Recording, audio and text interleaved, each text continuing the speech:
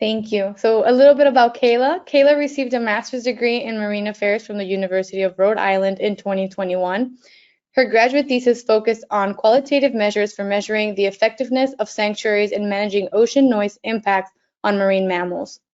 As a Knauss Fellow, her work on management effectiveness has broadened to focus on sanctuary management effectiveness on a wider scale, highlighting the overreaching success and challenges of the National Marine Sanctuary System and providing recommendations for how the system can move forward more effectively.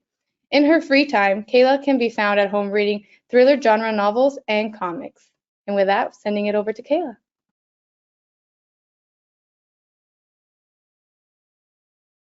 Thank you, Elsa, for introducing me, and to everyone else for your attendance. I'm really excited to speak with you all today about my final project for my Knauss Fellowship. As Elsa mentioned, I'm a Knauss Fellow for the NOAA's Office of National Marine Sanctuaries, and my final project for this year is developing with my mentor, Lauren Wenzel, an ONMS management effectiveness framework.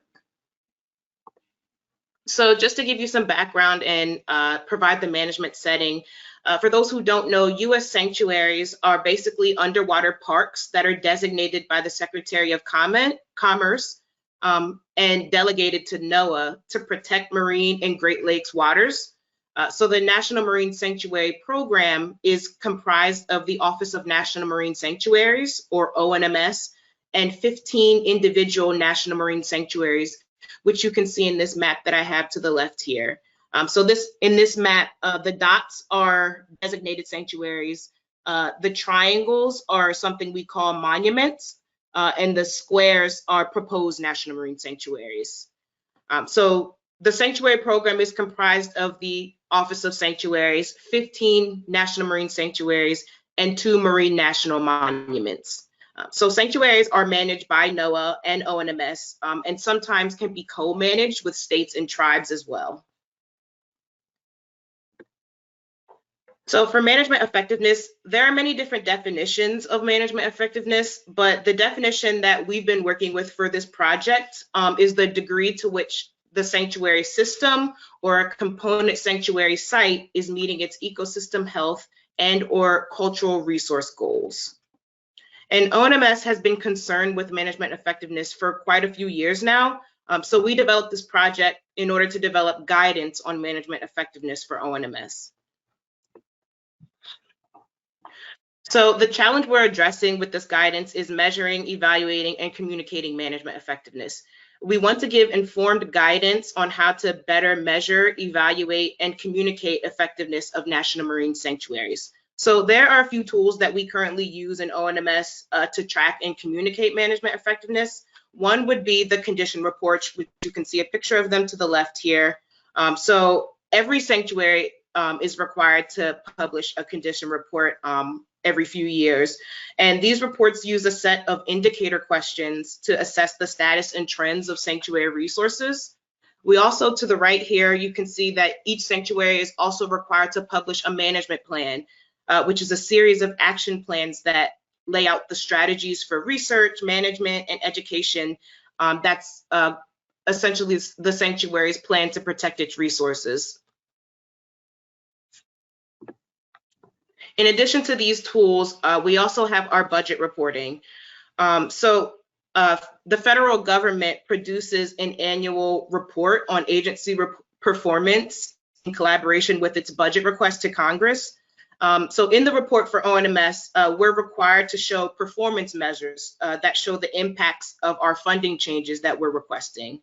So some examples of performance measures that are included in our report are things like the number of youth participating in hands-on or distance learning within sanctuaries, the number of volunteer hours supporting science education and engagement to raise awareness and meet science needs for sanctuaries, or sanctuary and monument reporting areas that can adequately assess resource conditions. So these are just a few examples, but there are many, many other indicators used for budget reporting. So there is an existing challenge of measuring and communicating the outcomes of our management actions. So in this diagram here, it's just an illustration showing the niche that we're seeking to fill with this project. So like I mentioned before, sanctuaries have their management plans, which lay out the sanctuary goals, objectives, strategies, as well as their tactics and actions that they're going to take to fulfill those goals and objectives. Within each management plan, at the bottom of each action plan, we have performance measures and progress reports. These are meant to be indicators that we can use to assess our progress. However, they're largely administrative in nature, so they really focus on things like number of volunteers or really sort of like administrative output oriented measures. But what we're trying to address with this project is measuring and communicating outcomes. So in other words, how can we track the impacts of our management and conservation? Are we actually making a change?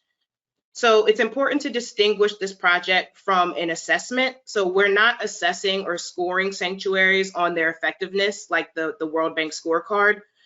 We want to instead gather information on effective management actions and recommend ways to better measure and communicate effectiveness.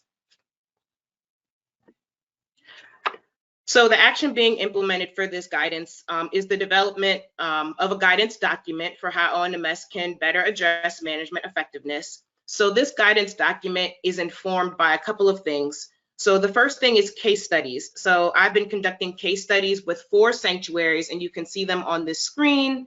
I've had interviews with staff from 4 sanctuaries: Stellwagen Bank Sanctuary, which is off the coast of Cape Cod in Massachusetts, Channel Islands, which is on the West Coast in California, the Florida Keys in Florida, and then Hawaiian Islands Humpback Whale Sanctuary in Hawaii. So I've had interviews with staff from these 4 sanctuaries, as well as I, along with Lauren, have held an internal ONMS virtual workshop. And the objective of this workshop is to share experiences and knowledge about management effectiveness and to discuss topics for program-wide guidance on effectiveness, which would be my final project that will be developed by early 2023. So the guidance has been informed by both these case study interviews and this virtual workshop, which we held back in November.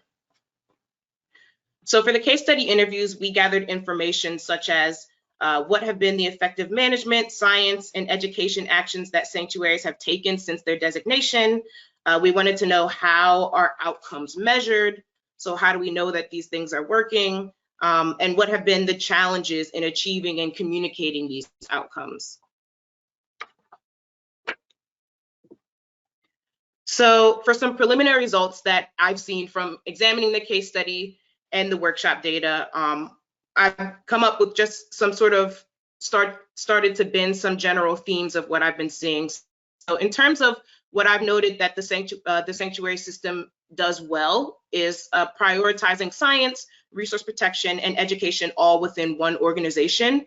The sanctuary program is sort of unique in that they are an organization that does conduct research and does conduct science. We also do resource protection directly through things like permitting. And obviously education is a huge goal within sanctuaries. Sanctuaries are also a community organizer. So sanctuaries work directly with communities through citizen science, input on proposed management actions, and ambassador programs.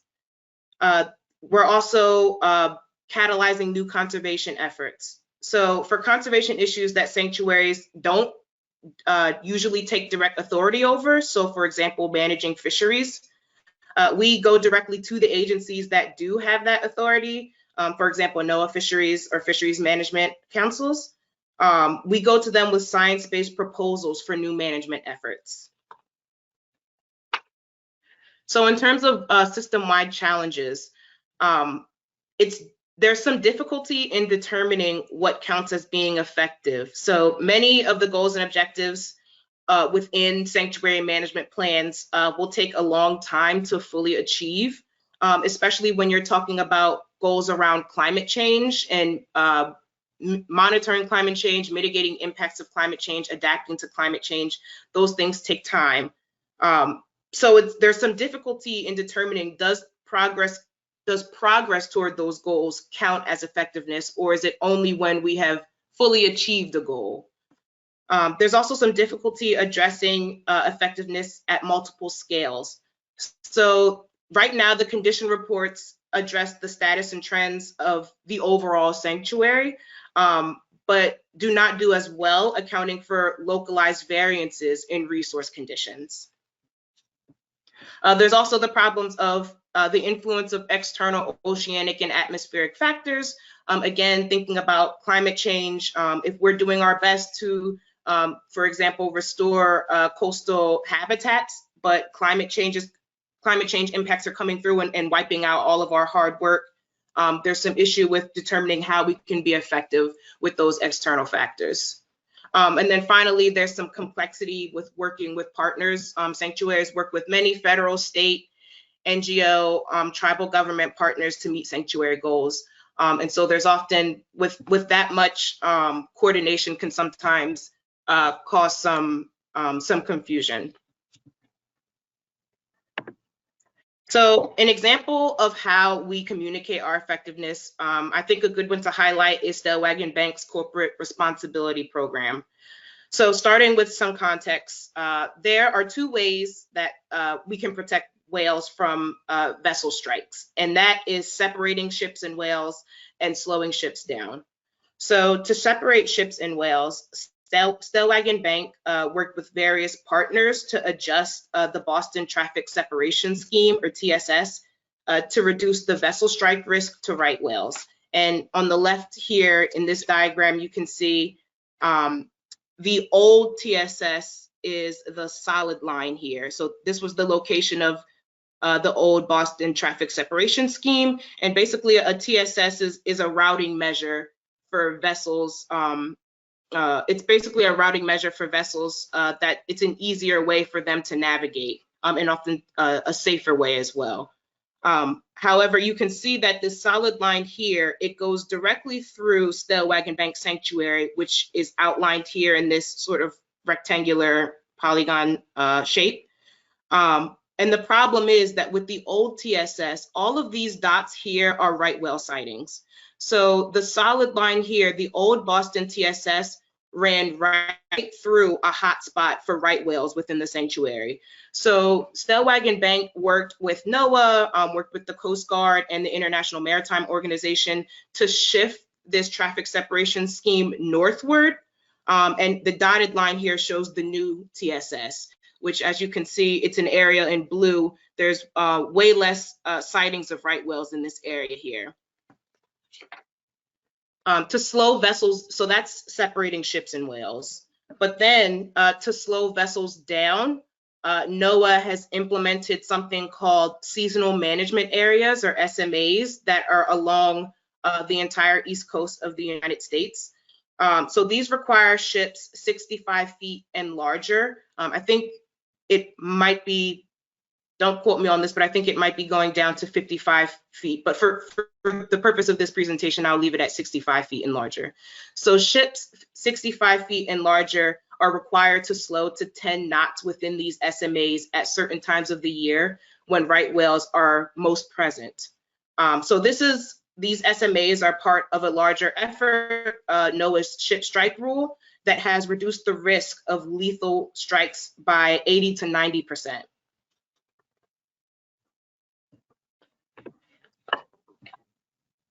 So to encourage compliance with these seasonal management areas, Stellwagen has developed a corporate responsibility program, and this program uses positive reinforcement to encourage shipping companies to adhere to the speed reductions within SMAs. So the US Coast Guard, they track the speed of ships, and Stellwagen uses that data to generate report cards on compliance that are sent to these shipping companies.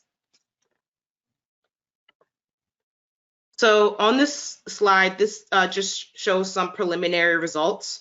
So to the right here, these pie charts show some of the results of this program. So results show that so this is a voluntary program, by the way. Participation in the corporate responsibility program is voluntary, but complying with the speed restrictions in SMAs, those are mandatory.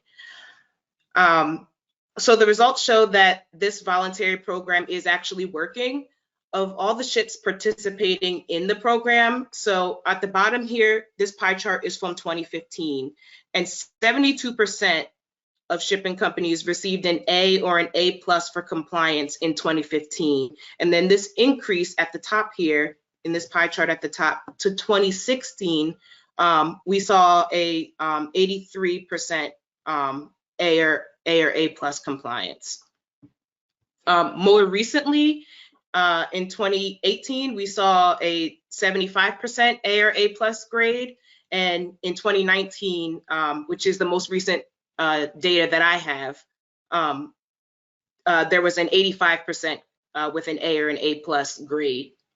And then just to show you to the left here, this is an example of the compliance report cards, basically, that these shipping companies receive. So it shows their vessel type, the information, general information about their vessel, the SMAs where they have been least compliant, and then down here at the bottom is sort of a bar chart that shows throughout the year what their compliance has looked like, how it has changed over time.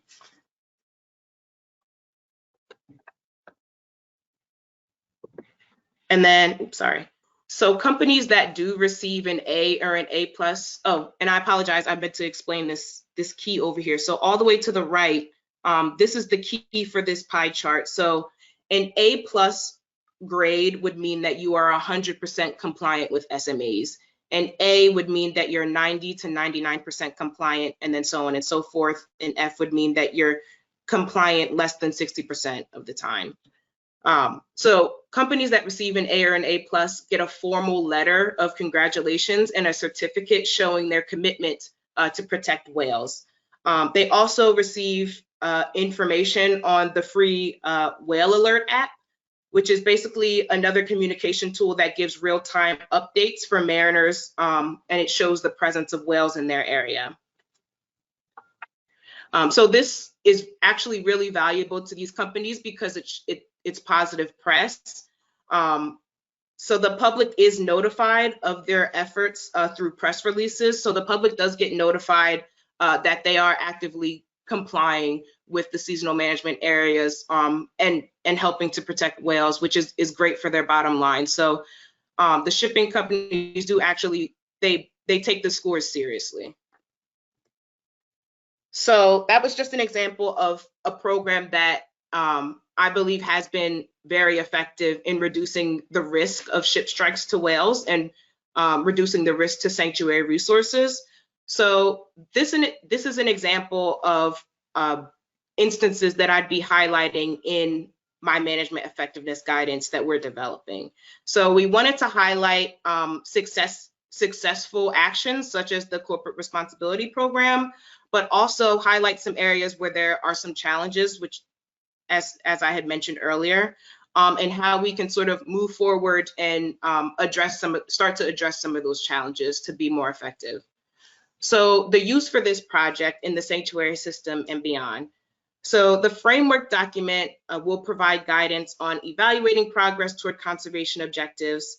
It aims to go beyond just output-oriented performance metrics, which is what I mentioned before with the performance measures that are more administrative that we have in the management plans now. It seeks to go beyond just tracking our outputs and more toward tracking our outcomes. So how have we had an effect on the resource?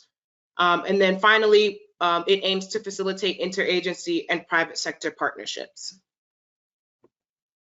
So I'm starting to draft a couple of recommendations based on data gathered in the interviews and at the workshop. And so one of the recommendations that I have now is that there seems to be a need to develop a common understanding of the definition of management effectiveness within the sanctuary system.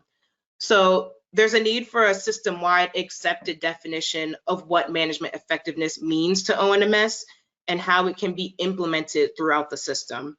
As well as with that comes the need for in-reach and outreach to develop a common understanding so that everyone's on the same page about when the sanctuary system is talking about management effectiveness or increasing our management effectiveness, what does that mean in regard to U.S. national marine sanctuaries? There's also a need to develop a system-wide set of core management effectiveness indicators. Now, these recommendations are those that were highlighted by sanctuary staff during interviews and also by those who participated in the workshop. So I do not take credit. I don't take full credit for these recommendations at all. These were the result of working very closely with staff and with other partners to develop these. So there's a need to develop a set of core management effectiveness indicators. So for example, things like climate vulnerability, diversity of marine habitats and species, socioeconomic benefits, or examples of could be system-wide indicators of effectiveness. We also need to strengthen site-based management effectiveness measures. So it can't be all system-wide because each of the sanctuaries are different. They protect different resources, have differences in geography, differences in sometimes management structure that requires, in addition to system-wide indicators, individual site-based indicators that reflect these differences. And then we need to consider localized measures to account for varying resource status and trends in different areas of large-scale marine protected areas. So for example, the Florida Keys National Marine Sanctuary, they expressed that there can be some challenges when developing the condition reports and you want to assess the status and trends of something like water quality, which can vary since the Florida Keys Sanctuary is a very large sanctuary. Water quality might differ in different areas of the sanctuary. And so it's hard to sort of capture those differences in one condition report or with one measure. There's also a need to improve the use of tools that we use to assess effectiveness. So there's a need for a reevaluation of the performance measures that are currently in management plans. And you probably could have gathered that by what I mentioned about the management plan performance measures before. They're largely administrative and very output focused. So there's a need to assess how helpful are these measures in management plans. Are they useful as a tool for the program, for our partners, for the public? Also, there's a need to highlight management effectiveness within management plans. So we need a system-wide review of these plans and the content within them that's actually related to management effectiveness. So management plans, they should include the overall purpose and goal of the sanctuary. The purpose and goal of sanctuaries can always be found in what's called designation documents. They're the terms of designation for a sanctuary. But these purpose and goals should also be found within management plans so we understand what this sanctuary is designated for. What is the sanctuary here for? But management plans and other public-facing documents going forward should also explicitly highlight the management actions and the degree to which they have been successful. Plans should make explicit ties to the condition reports and the ways in which problem issues are being addressed and successful issues are being maintained. So it would be beneficial within management plans and even in condition reports to have a section that is labeled management effectiveness, where we can sort of show how successful have our previous management actions been and what are our plans to address these going forward. And then finally, there's a recommendation to manage effectively in a changing climate. So the sanctuaries should continue to utilize tools such as climate impact profiles and climate vulnerability assessments, as well as make use of adaptation strategies such as habitat protection and restoration, working with appropriate authorities who can manage things like invasive species or water quality, reduce human disturbance, and of course, promoting education. So in terms of what's next, so I am in the process of finishing drafting the case studies. And when those are finished, I will be sending them out to review for those from the sanctuaries who participated in my interviews to go over and to provide comments on. So I'll be using these case studies to draft and review some general guidance, the guidance document that will be for the sanctuary system as a whole.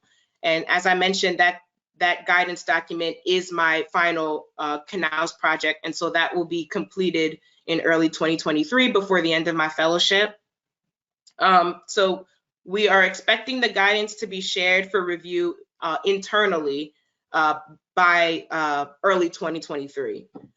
And then finally, once the guidance is finished, it will be shared with ONMS leadership, staff, and partners. But I just want to note that this guidance will never truly be finished permanently. So as things change, we will leave the document open to be further edited as folks come into ONMS with new perspectives on management effectiveness and how we can better ourselves. We will continue to update the guidance. And the MPA Center has plans to continuously update this guidance, whether I can be here to assist them or not over the next few years. So I just, before I wrap up, want to acknowledge all those who have helped me so far to work on developing this guidance. So of course, thank you to the case studies sanctuaries who have participated in my interviews, especially Stellwagen Bank Sanctuary, who participated in interviews, but also shared with me the data on their corporate responsibility program. So folks such as David Wiley, they provided all the data that you saw today on the responsibility program, all of those pie charts, those graphs, that is their data. So thank you, Stellwagen, for allowing me to present that.